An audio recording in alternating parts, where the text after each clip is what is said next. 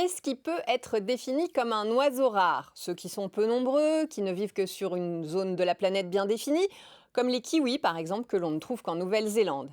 Et les oiseaux communs, plutôt comme des moineaux domestiques, les étourneaux ou encore les hirondelles rustiques. Plus d'1 milliard d'individus pour chaque espèce dans une grande aire de répartition. Mais en tout, combien sont nos amis à plumes sur Terre ou plutôt dans les airs? Eh bien, des chercheurs australiens viennent de mettre au point une nouvelle méthode de comptage et ils estiment qu'il y a 50 milliards d'oiseaux sauvages. Ils ont publié leur étude dans la revue des sciences américaines. Ces chercheurs de l'université de Sydney ont en fait allié deux méthodes scientifiques, une plutôt traditionnelle et l'autre très moderne. Ils se sont plongés dans les innombrables observations d'ornithologues amateurs référencées sur le site eBird, plus d'1 milliard de données sur 724 espèces qui sont faites de manière de plus en plus professionnelle par ces passionnés de la nature.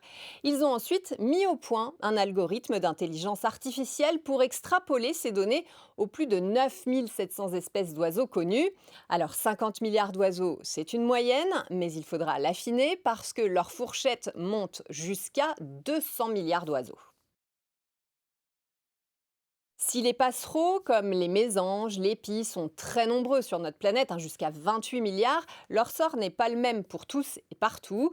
Le CNRS et le Muséum d'histoire naturelle ont un suivi des oiseaux communs en France métropolitaine depuis 30 ans et ils ont vu que les pigeons ramiers ou encore la corneille noire se portent plutôt bien. Les oiseaux insectivores des espaces agricoles, en revanche, comme l'alouette des champs ou la perdrix rouge, eux, ne vont pas bien du tout. Des données récoltées grâce là aussi à des sites expérimentaux et des observations faites par des milliers de bénévoles des sciences participatives, des bénévoles essentiels aujourd'hui dans l'amélioration des connaissances scientifiques.